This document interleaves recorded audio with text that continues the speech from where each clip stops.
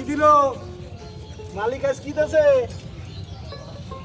ও দুটো আপেল, দুটো লেবু আর আঙুর আজ কে দিছে? দুটো আপেল।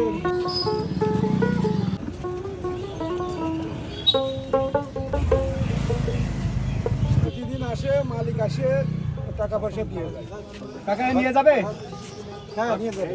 কিভাবে নিয়ে যাবে? এই যে কালে করে নিয়ে যাবে। তাই তো।